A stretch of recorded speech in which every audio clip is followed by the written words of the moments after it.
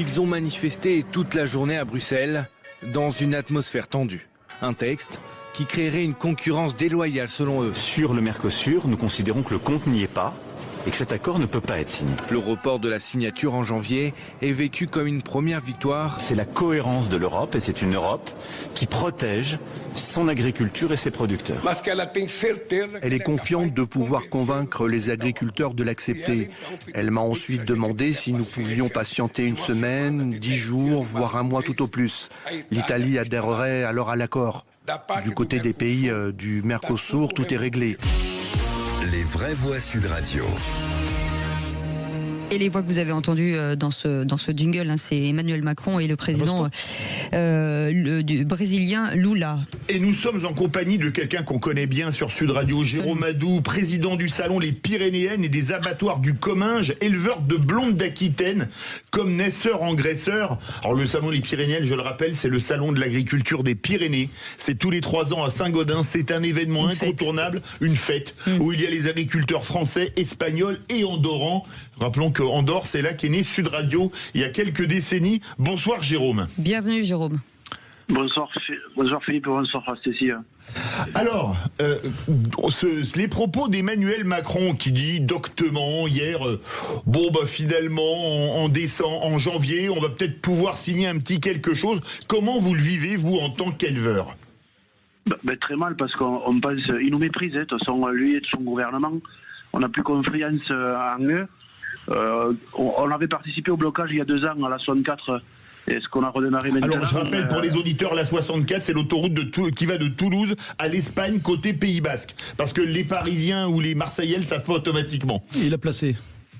Tout à fait. Donc on avait enclenché pas mal de discussions, Gabriel Attal, et puis notre grand président, bien sûr, a dissous l'Assemblée. Donc on repart à zéro. Depuis 2 ans, plus rien ne se passe. Aujourd'hui, l'élevage, la dermatose, la DNC, c'est vraiment, on le subit. Aujourd'hui, on vaccine. Moi, j'ai vacciné ce matin. Pour nous, on revoit un peu, on va essayer de revoir un peu le jour avec cette vaccination importante et qu'il faut qu'elle soit la plus grande possible. Jérôme, tous vos vivants ont été vaccinés ce matin. Je vous pose une question courte. Est-ce que c'est à la charge des agriculteurs ? Est-ce que vous avez des aides pour vacciner ? Comment ça se passe ? 20 millions d'euros. Non, la vaccination est prise en charge. Il faut vraiment remercier nos vétérinaires qui font un travail exceptionnel. 20 millions d'euros, je crois que ça. Philippe.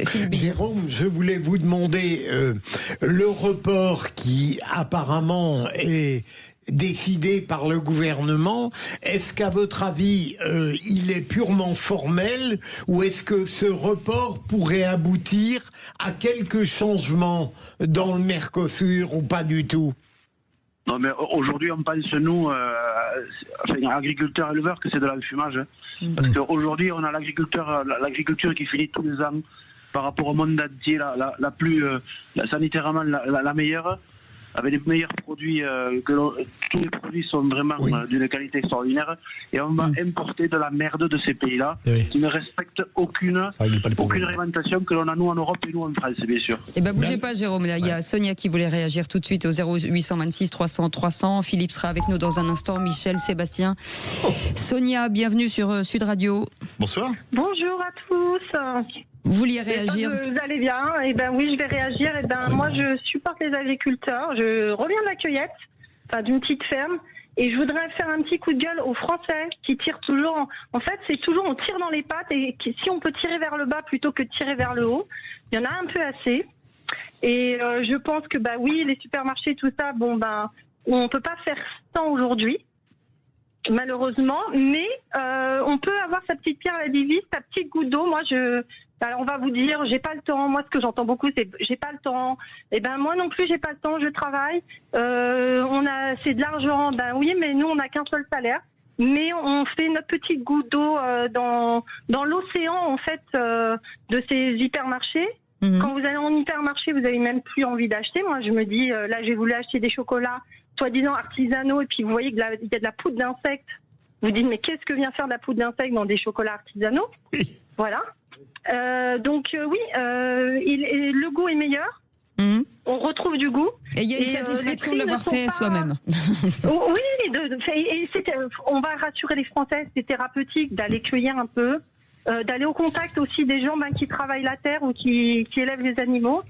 Et peut-être aussi avoir cette réflexion quand on mange de la viande, savoir un peu derrière, être un peu curieux, c'est des animaux, on les tue.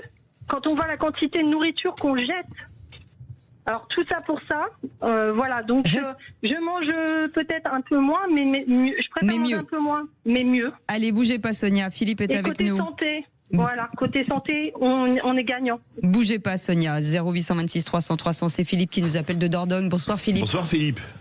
Oui, bonsoir à tous. Voilà, je vous appelle parce que je suis tout à fait d'accord avec le blocage d'agriculteurs. Parce que bon, les personnes qui sont bloquées pour aller au ski, bon, je vois pas de quoi ils se plaignent, parce que pour moi, ce sont des petits bourgeois, ils connaissent pas du tout les fins de mois que peuvent connaître. Non, mais attendez, ils se payent leurs vacances et puis ils permettent à des milliers de gens de travailler dans les stations de ski, hôteliers, restaurateurs, agriculteurs, pistards, etc. Ils font travailler des milliers de personnes. Hein. Bien sûr, mais bien sûr, mais ils connaissent pas du tout. Ils connaissent pas du tout les difficultés des agriculteurs. Pas sûr. Voilà. Alors, ça... mais ils ont le droit aussi de vivre de leur travail. Qui sont bloqués parce qu'ils vont voir leur famille, qui mettent 2 heures de plus. Qu'est-ce que ça peut leur faire? Il faut arrêter de regarder de se regarder le nombril. Il faut être un peu solidaire, quoi. Je sais pas. Non, mais vous avez raison, mais d'être solidaire, c'est une chose, mais dire c'est des petits bourgeois, etc., c'est un peu excessif. Vous trouvez pas, non?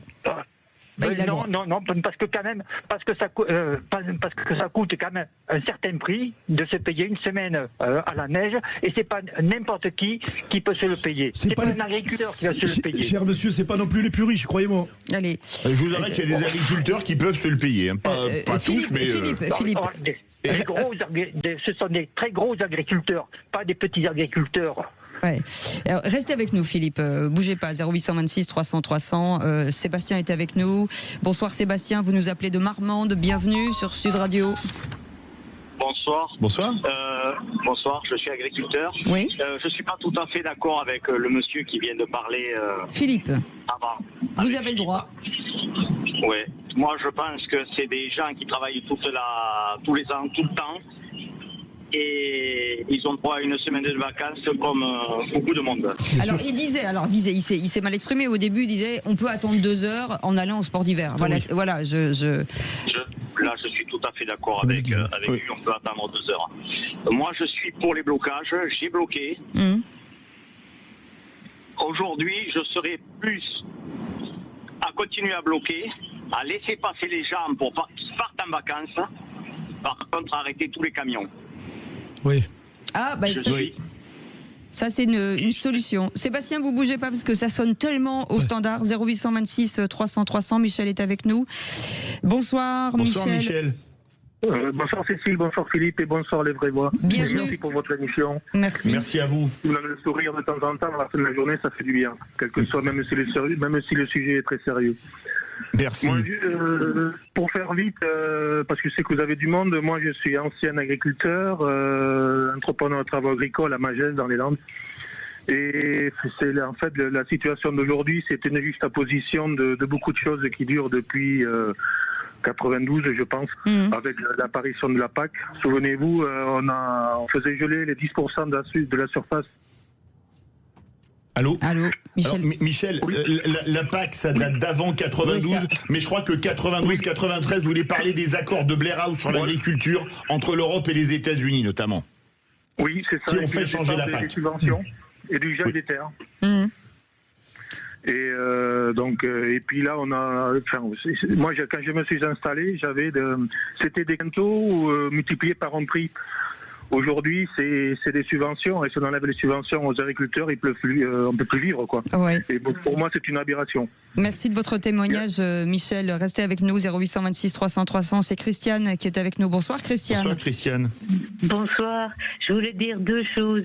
C'est quand même, je trouve, un peu aberrant de tuer les animaux alors que la maladie est provoquée par des insectes. On ne s'occupe pas du tout des insectes et on tue les animaux, ce qui est quand même même aberrant. Je pense qu'on pourrait faire quelque chose sur les insectes, le palud, on peut faire quelque chose sur le paludisme, pardon. Et puis aussi quelque chose, c'est que dans les villes, on est isolé, on peut pas parler aux paysans, etc. Je pense qu'il y a les bouchers qui devraient se mettre dans la file, parce que les bouchers, ils vendent la viande, et donc les bons bouchers vendent de la viande française.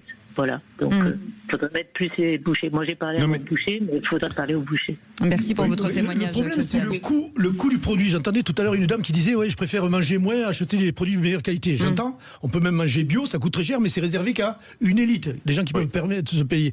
Les supermarchés, on voit qu'on tape et pas sur les certain que le bio soit toujours vraiment bio. Oui, aussi. Je vois qu'on tape depuis tout à l'heure sur les grandes surfaces, etc. Mais enfin, les grandes surfaces font travailler aussi. Oui. Alors, je voudrais dire les agriculteurs. Les grandes surfaces font beaucoup travailler les agriculteurs. Le vrai problème, c'est les transformateurs. Non, même les fast-food. Le problème, ce sont notamment les cantines, etc., qui eux achètent des carcasses entières en Argentine, en Nouvelle-Zélande pour les moutons, etc. Mais pour autant, la grande surface, les agriculteurs en ont besoin. Absolument. Il faut quand même saluer quand même des maires qui obligent les cantines à acheter local. Oui, mais ça coûte du fric. Oui, bien sûr que ça coûte de l'argent. C'est une question d'argent, encore une fois. Jérôme Adou, vous vouliez réagir, président du Salon Les Pyrénéennes et des abattoirs du Comminges. Quand vous voyez que ce sujet cristallise vraiment... Oui, et puis tous ces appels, on sent forcément que c'est le cœur qui parle, mais c'est aussi le quotidien qui parle. C'est-à-dire qu'aujourd'hui, toutes les filières agricoles sont dans le dur. Les exploitations n'ont plus de trésorerie. Donc l'élément déclencheur, ça a été la dermatose nodulaire, mais contagieuse. Mais tous les secteurs sont vraiment à bout de souffle. Ouais. Et aujourd'hui, on a un mépris total de nos responsables politiques qui font vraiment, on est remis à la dernière roue de la charrette, quoi. L'agriculture.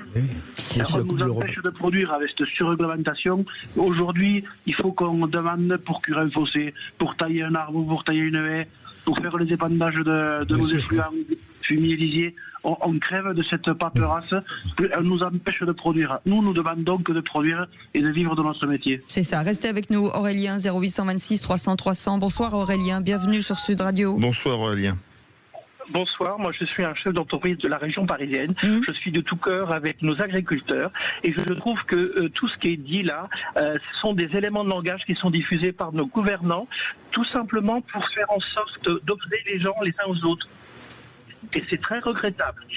Et je trouve enfin que l'histoire de reculer la date pour le Mercosur, on se moque de nous. Bah en tout cas, si je peux me permettre de lancer ce message à tous les agriculteurs, tenez bon. Moi, je suis chef d'entreprise, moi aussi, c'est compliqué pour nous. Je pense qu'il faut absolument montrer qu'on a ras-le-bol. Tenez bon, messieurs, tenez bon. Merci beaucoup Aurélien pour votre message. Merci Jérôme. Merci à vous tous d'avoir joué le jeu, en tout cas d'avoir appelé. Bien entendu, tout le week-end, vous pouvez l'antenne de Sud Radio se mobilise, bien entendu, pour vous, les blocages. Et puis, si les agriculteurs, si même ceux qui soutiennent l'agriculteur ont envie de parler, c'est le 0826 300 300. En attendant, vous savez que Sud Radio se mobilise aussi pour vous offrir des cadeaux parce que c'est important. On est dans une période et c'est Marjorie qui est avec nous. Le sapin de Noël Sud Radio. Qui nous appelle de Vaudreuil. Marjorie, dans cette période un peu compliquée de ces départs en vacances dans des conditions un peu particulières en tout cas, on est très heureux de vous accueillir en direct puisque vous avez remporté un très joli cadeau. On vous applaudit. Bien entendu. Et Marjorie, vous allez pouvoir en tout cas faire l'horloge parlante puisque vous avez gagné une montre Kelton Villa Silver blanche. C'est la marque icône pop de l'horlogerie, c'est pas facile à dire, française, pour affirmer votre style et toujours être à l'heure en tout cas. On espère que ce cadeau vous fera très plaisir. Vous nous écoutez depuis longtemps, Marjorie ? Oh oui, toujours, comme je suis infirmière libérale, je vous écoute beaucoup dans la voiture. Donc, merci beaucoup pour toutes vos émissions. Ça nous accompagne au quotidien. Merci à vous. Formidable. Marjorie, le cri de la joie. Ah oui. Youhou! Et ben voilà, Marjorie, on vous souhaite de très bonnes fêtes. Merci beaucoup. Merci à tous. Bonne soirée. Merci beaucoup. Allez, tout de suite direction Alex Priam, puisqu'il se passe aussi des choses sur les terrains de rugby. Bonsoir Axel. Salut Alex. Axel. Je deviens dyslexique. Bonsoir les vrais voix. Qu'est-ce qui se passe aujourd'hui? Je vais faire un jeu de mots comme il y a Bruno Pomar. L'appeler Axel, c'est un peu raide. Pas mal. Pas mal. C'est pas ta pire, Philippe, parce que t'as fait vraiment pire que ça. C'est pas ta pire. Je deviens dyslexique. Effectivement, on va parler de rugby, Cécile, avec la Pro D2 dans un instant sur Sud Radio. La Pro D2 qui sera là pour cette 15e journée. Le retour du top 14 aussi demain. Les agriculteurs, vous le savez, on pense à vous, agriculteurs, amoureux de la France paysanne. Le rugby est là aussi pour vous et en tant que professionnel. Et membre de l'équipe Sud Radio, je tiens d'ailleurs à féliciter tous les auditeurs pour leurs interventions sur cette dernière demi-heure. C'était absolument passionnant. Absolument. Le standard a explosé, on peut le dire. Absolument. En tout cas, merci à tous ceux qui nous ont appelés et ce sera passionnant dans un instant. Je rappelle quand même que Thierry Mariani, député européen et candidat RN à la mairie de Paris, sera l'invité politique de Sud Radio entre 8h15 et 8h30 au micro de Jean-François Aquili et ce sera lundi. Merci Philippe Bilger, merci beaucoup Bruno Pomar. Pardon, on a laissé beaucoup la parole à nos auditeurs et c'est ce qui va être et on continue de faire en tout cas sur ce cas. Une radio par et pour les auditeurs, c'est passionnant. Bravo Philippe Bilger. Oh, il est formidable. Non mais c'est vrai.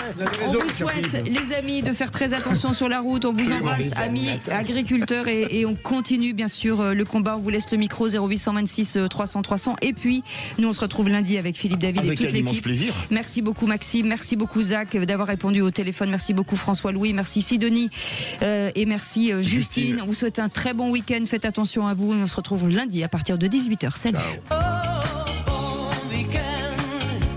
Je te souhaite un bon week-end. Sud Radio. Sud Radio. Parlons vrai. Sud Radio. Parlons vrai.